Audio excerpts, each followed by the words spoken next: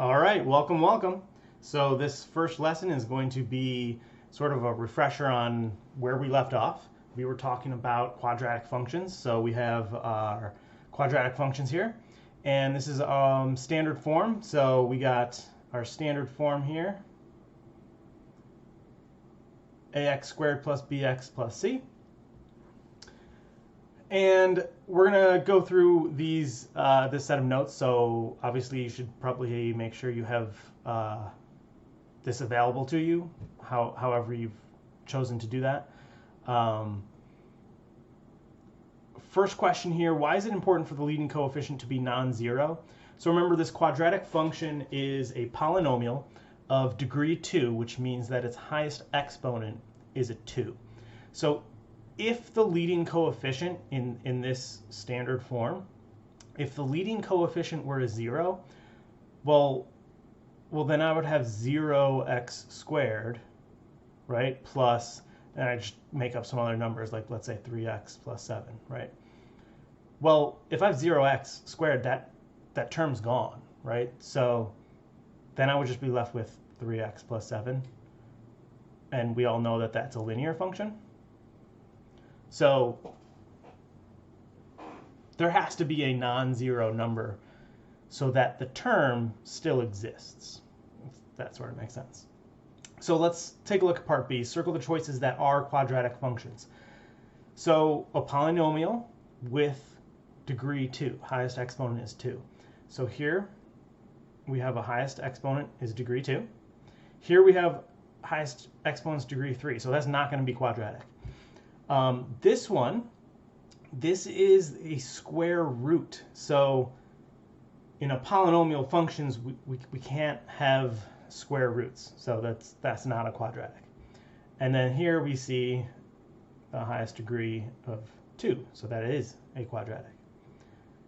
All right, part C, given the quadratic function y equals 10 minus 3x squared plus 7x, write it in standard form and state the value of the leading coefficient. So standard form, remember, we got to be starting with the highest exponent and decreasing from there. So we're going to have y equals, highest exponent would be x squared, obviously. This is a quadratic, so we're going to put the negative 3x squared, and then plus 7x. And we got a positive 10 in front, so we got positive 10 there. So that is standard form. The leading coefficient here, what's the leading coefficient? Well, the leading coefficient is negative 3. Leading coefficient, I'm going to abbreviate there, is negative 3. Okay, so part D. Given this function, find f of negative 2.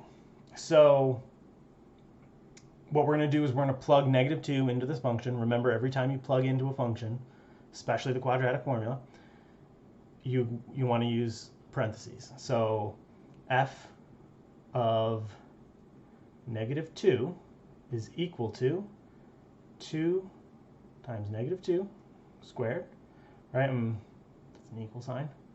I'm plugging in this negative 2 in for all of these x's. And so I have, oops, kind of missed there.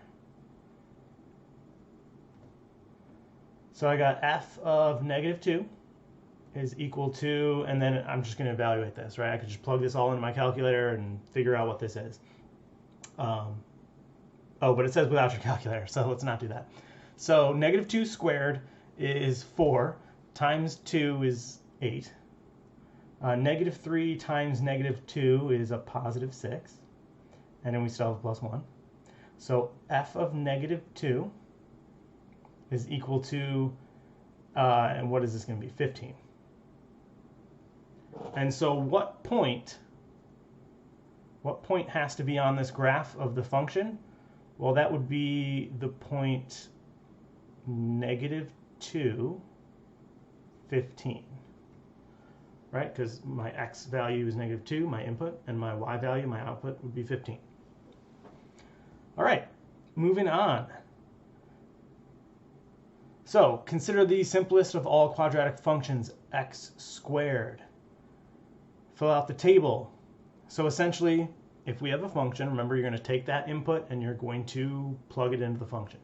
So if I have -3, I'm going to plug it into x squared. So what's -3 squared? And it's -3, remember, -3 in parentheses.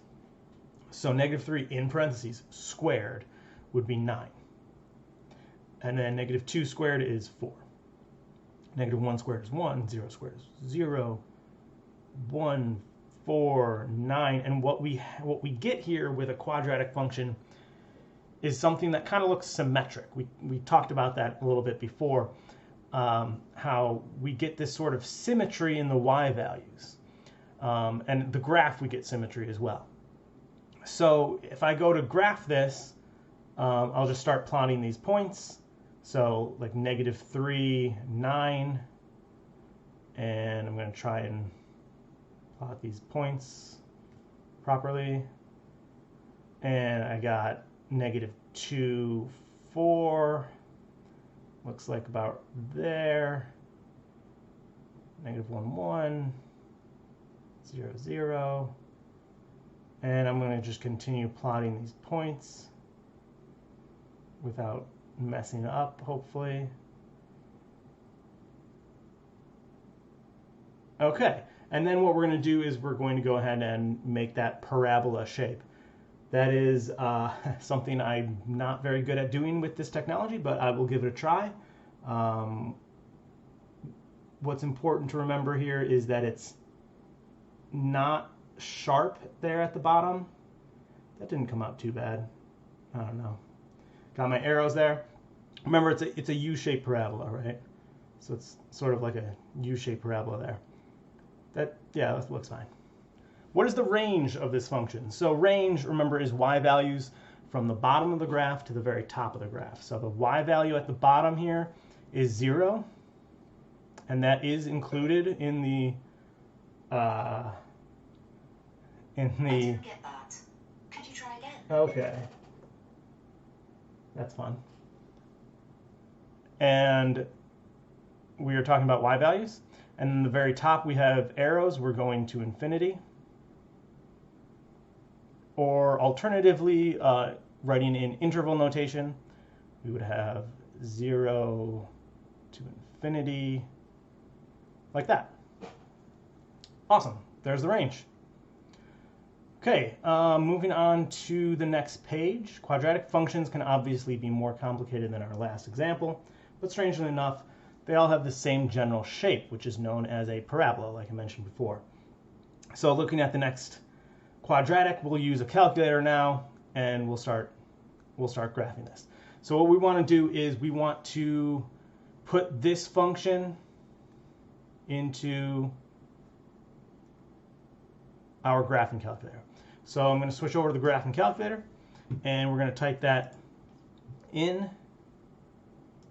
and go to y equals, and x squared minus 2x minus 8. So now I have that function in my calculator. I'm going to look at the table. So I'm going to go to my table, and here is my table. And so I'm going to graph these points, show a table of values that you use to create the plot. So I'm going to jot down a few of these values. So let's switch back over. We got, let's start here. I'm going to look at the table, and I'm going to see, what y values fit on my graph. So I'm probably going to start at -3, probably. So I'm going to create my table here. Let's get back onto this. So I got my x. And, ooh, that was pretty bad. That was x and y. Wasn't much better. So -3 and, what was that? 7. -2. I can't see it anymore. 0. And then -1 was -5. And then I think we went to -8. Whoa. Sorry. -3, -2, -1, 0 is -8. 1 is -9. And then this continues. I'm going to split. I don't have much room here. I'm going to continue this over here. So 2 was at -8.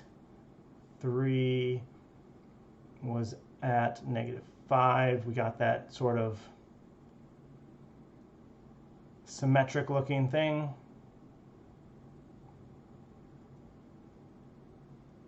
Just going to double check to make sure those values are correct on the table. Yeah, they look pretty good. So now I'm going to go ahead and try and graph this. So -3 up to 7.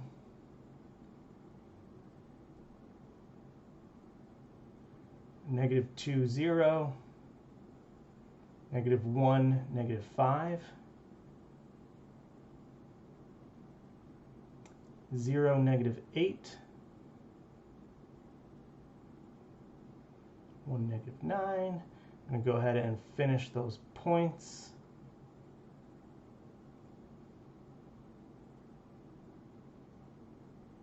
And so you might notice what I'm doing there. I'm actually using symmetry just to kind of help graph those. Once I've gotten to this turning point here, I kind of know that everything else is symmetric after that.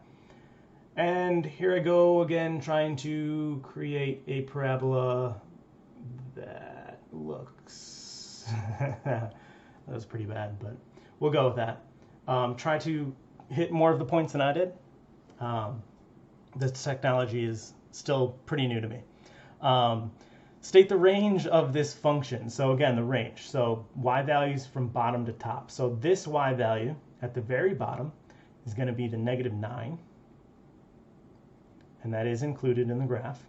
And these are y values. And at the very top, we have arrows. We're going to infinity. And alternatively, we could write it like this. And that is a square bracket on -9. Didn't come out very square. And it is a parenthesis on infinity because we can't get there, we can't include it. Over what domain interval is the function increasing? Okay, so domain, remember we're talking about x values, right? And we're looking for the x values for which the function is increasing. So if you remember, when we read graphs, we always read them left to right. So if I start over here on the left and I go along the graph, moving to the right direction, sort of, I'm going down on the graph, right? I'm decreasing until I get to this turning point, and then I start increasing. So at this turning point, which is at 1, that's where it switches from decreasing to increasing. So 1 to infinity, okay? For increasing and decreasing, I'm not going to include that 1 because right here at this point, it's neither increasing nor decreasing. It kind of depends on what side of that value you're on. So I'm not going to include that point. But everywhere after 1, it's always increasing, right? Think of it as slope. Every point after 1, if you look at the slope at the point, it's a positive slope, right? So it's increasing. State the coordinates of the parabola's turning point, also known as the vertex, right? It's also the minimum point because this graph opens upward. So the coordinates of this were 1, -9. What are the x-intercepts for the function? The function's zeros. Let me bring this up a little bit. So the x-intercepts, if I look back at the table or the graph, wherever, these are known as zeros. It's what x values make the function equal to 0. And so that would be -2 and +4. So the x-intercepts are x equals -2 and x equals 4. Writing those as coordinate pairs, You can see where we get the name zeros from, because they are the x values that have 0 y value. Okay. The quadratic function f of x has selected values shown in the table below. Let me bring that up a little bit. What are the coordinates of the turning point? So for this, we're given a table of values. We have to determine that turning point. So again, we want to look at kind of like the symmetry here. So if I look at this table, I see the symmetry here with the 4s and the 9s and the 12s. And so that 13, which is right in the middle, that's going to be our vertex, our turning point. So the coordinates here would be 2, 13. What is the range of the function of the quadratic function? Again, y values from the bottom, from the least to the greatest. So if I look at the y values, 13 is actually my maximum, right? So now this quadratic is something that kind of looks like this, right? It's opening downward. So the bottom y value is actually negative infinity, which we cannot include. And then it goes up to 13, which we can include. So again, that would be like this. And yeah, there we go. Quadratic formula. So quadratic formula, x equals negative b plus or minus the square root of b squared minus 4ac all over 2a.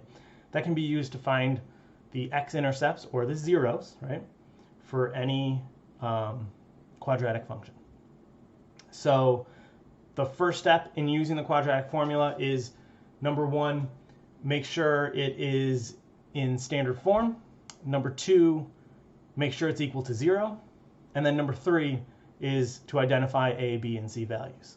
So in this example 1, we have standard form equal to 0. So a equals, well, what's the number in front of x squared?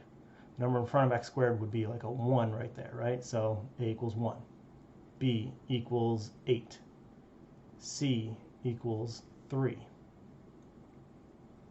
Now what we're going to do is we're going to substitute these into the quadratic formula, and we are going to use parentheses. So x equals negative, what's my b value? 8, right? Plus and minus the square root of b, which is 8, squared. Make sure that squared is on the outside of the parentheses there. Minus 4, and then a is 1, and c, which is 3. Divide that by 2a. So we've substituted in. Now we want to simplify this expression. So the first thing I do when I simplify this quadratic equation is I simplify sort of like 3 things, right? I simplify this first part here, the negative b, so that's just negative 8, plus and minus the square root of, and I simplify everything that's under the square root. So what I would do here is I would go to my calculator, and I would go back to the home screen, and I'm going to type in exactly what I have written on the page, which in this case is 8 in parentheses squared minus 4 parentheses 1 parentheses 3. Right, so that what I have typed into the calculator is exactly what I have under the square root sign. I didn't include the square root sign because we're going to want to be able to simplify that afterward. So we get 52. So I have simplified this into 52. And then the third thing I simplify is the denominator. 2 times 1 is 2. Right, so that's the first step of simplifying. The next step of simplifying would be to simplify this square root. So if you remember what we do here, and I'm going to kind of do this, let me just kind of show this up here where I have some room. If I want to simplify the square root of 52, remember what I want to do is I want to look for the largest perfect square that goes into 52. So in this case, the largest perfect square that can multiply up to 52 is 4. So we get 4 times 13, right? 4 times 13 is 52. So I rewrite it as 4 times 13. So that's the square root of 4 times the square root of 13, right? And then we simplify the square root of 4, it being, so that would go into 2 square root 13. So the last step of simplifying this would be x equals -8 plus and minus. Now instead of the square root of 52, I'm going to write this 2 square root 13, and that whole thing's divided by 2. Okay? And of course, I said that was the last step, but there is actually one more step I can do here. I can go ahead and divide everything by 2 now. And so I got some room here. I'm just going to write it down here. X equals, so I divide by 2, so that's -4 plus and minus. Divide this term by 2, and it's just the square root of 13 because the 2 divided by 2 reduces to 1 and cancels out. So we get our final answer being x equals -4 plus and minus the square root of 13. All right. Example 2. So remember that this can be used to solve any quadratic function. And we can also use factoring. So here's a nice little review of factoring. Let's solve this quadratic by factoring. So because there is a value that is greater than 1 or other than 1, we're going to use the AC method, right? So I'm going to multiply a times c, 2 times 4, that's 8. So I'm looking for numbers that multiply to 8 and add to make -9, right? So the sum is -9, the product is 8. So those two numbers happen to be -8 and -1. So I'm going to replace the -9x with -8x minus 1x. Right, this is AC method, factor by grouping. And now we're going to sort of split it down the middle there, right? And we're just going to focus on the left side here. GCF factor, what can I take out of both of these? I could factor a 2x out, leaving me with x minus 4. And on the left, I could factor a -1 out, leaving me with x minus 4. And so my first factor is 2x minus 1, and my next one is x minus 4. Now, remember when solving this, we've factored. This is factored form now. We want to solve it, so we want to set both of these factors, each one of them, equal to 0. So like 2x minus 1 equals 0, and x minus 4 equals 0. And then we just solve both of these, right? So add 1, divide by 2, add 4. Those are my two solutions. And then we got those by factoring. Now to show you that we'll get the exact same things, I want you to try the quadratic formula. So identify your a, b, and c values and plug into the quadratic formula. Okay, so a equals 2, b equals -9, and c equals 4. So plugging into the quadratic formula, -b plus and minus the square root of b squared minus 4ac all divided by 2a. Okay, I've plugged in. Hopefully that's the same way you guys plugged in, right? You use parentheses, make sure this full b value is inside that parenthesis, and that's just plugged into the formula. Now what I want you to do is I want you to go ahead and simplify this down and see if you get these same answers, right? So I'll start simplifying this, negative 9, that's going to be just 9, plus and minus the square root of, and let's find out what that's going to be. So I'm going to go to my calculator. I'll plug in this negative 9 squared minus 4a and the c value. We get 49. Whoops. So we get the 49 in there, and that's divided by 4. X equals. So now, simplifying the square root of 49, well, 49 is a perfect square. So the square root of 49 is 7. So I get 9 plus and minus 7 divided by 4. And at this point, I could pretty much figure out what my two answers are, right? So x equals, and let's just go ahead and do this. What's 9 plus 7? And then divide that by 4. So 9 plus 7 is 16 divided by 4 is 4. And then what's 9 minus 7? 2. Divide that by 4, and you get 1/2, right? So we get our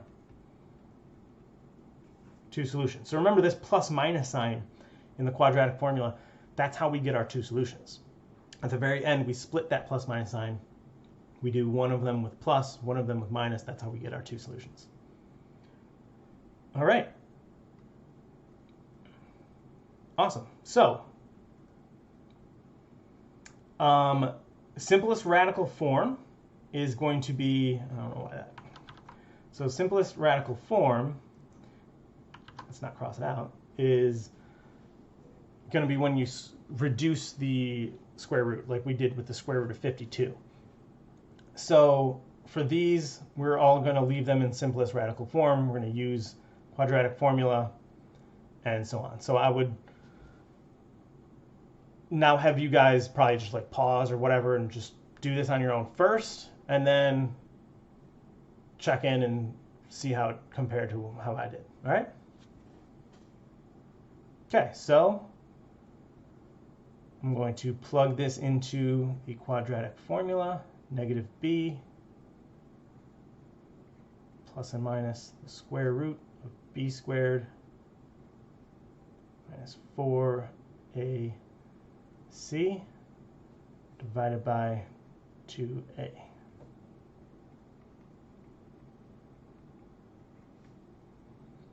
Is that 36 plus 36, 72?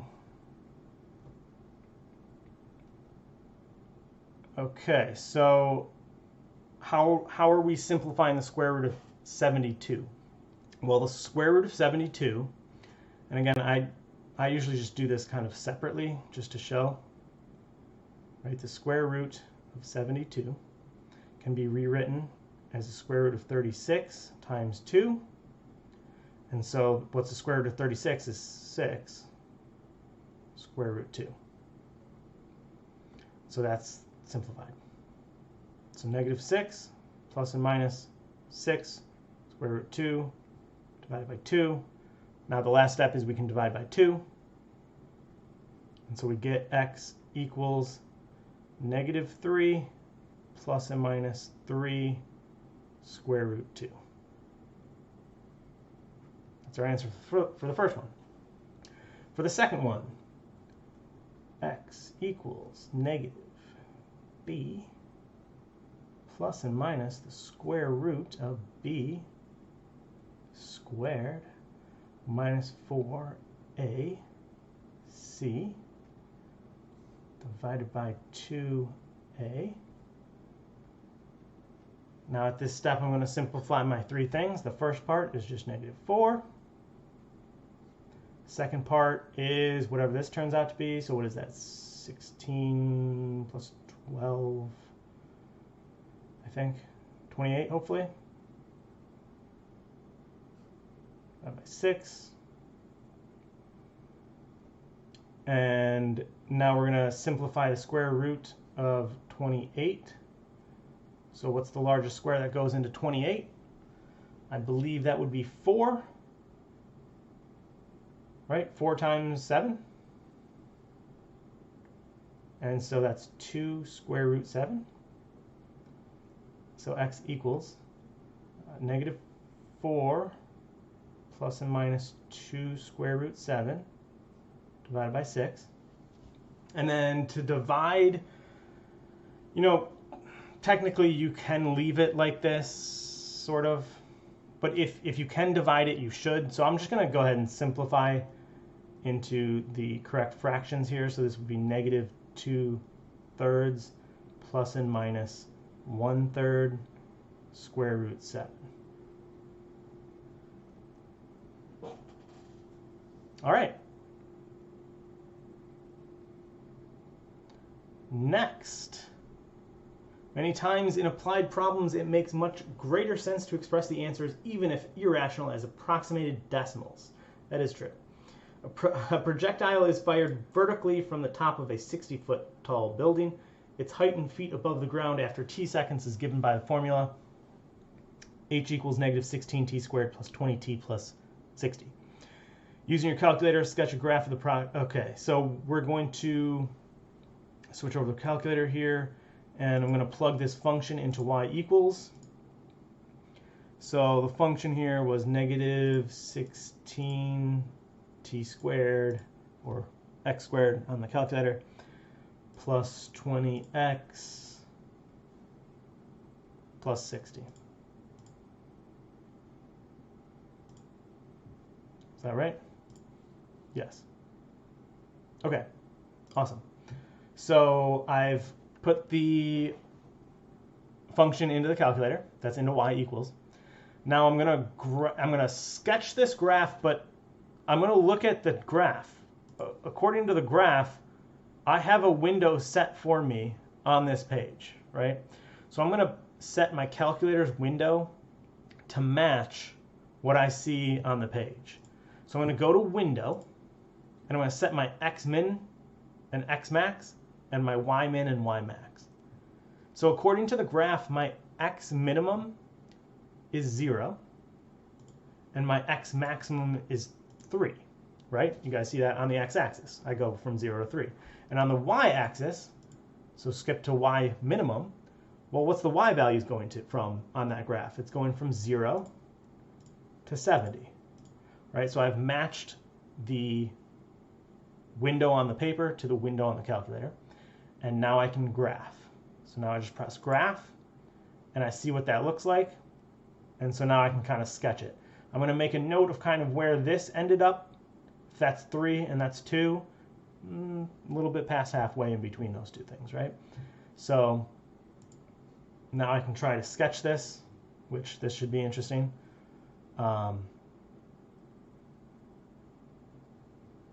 Ooh, okay, yeah, not bad. So it would go there, and it would probably stop there. I probably wouldn't need an arrow. So let's ignore that, because it wouldn't go through the ground. So yeah, there's our little sketch. Hopefully yours came out a little bit better than mine.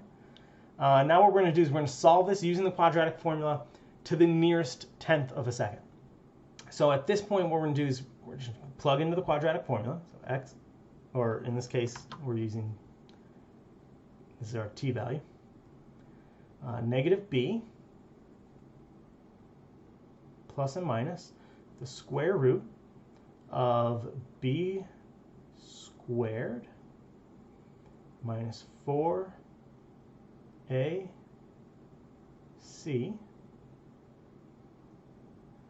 that's all divided by 2a.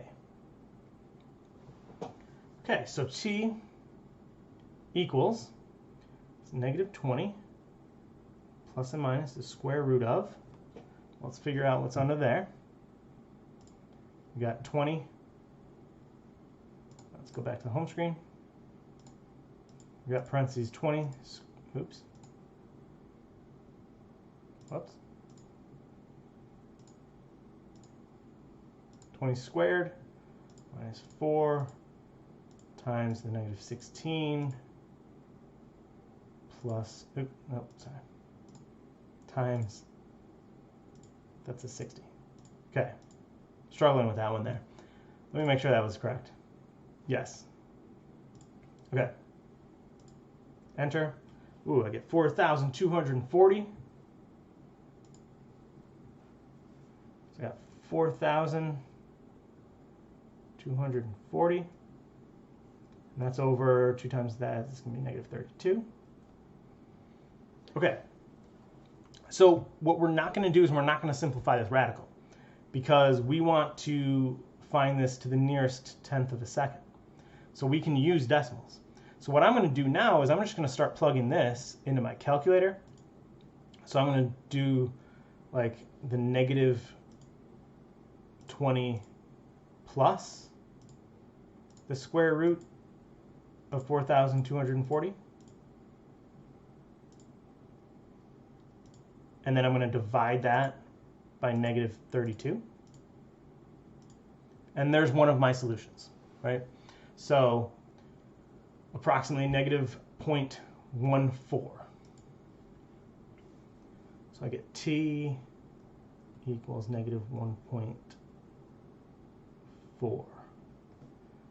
Okay, but I'm also going to get another solution, right? So, and that's going to come from negative 20 minus the square root of 4,240. Figure out what that is and divide it by negative 32. And we get approximately 2.7 if we're rounding to the nearest tenths place.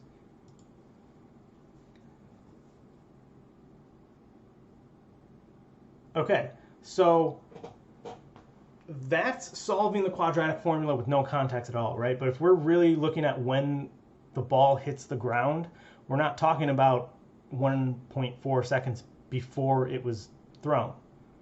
We're ignoring the negative solution here, and we're going to say our answer is 2.7, which is approximately what we saw there on the graph where it crossed the x-axis, where it hit 0. So t equals 2.7. Okay, so that is sort of a recap of where we were leaving off. And again, if you guys have questions, remember to drop in for those office hours or reach out to your teachers and let us know. Hopefully you're all doing well, and I will see you around for the next lesson. All right, so make sure you're keeping up on Schoology and all that, and I will see you later.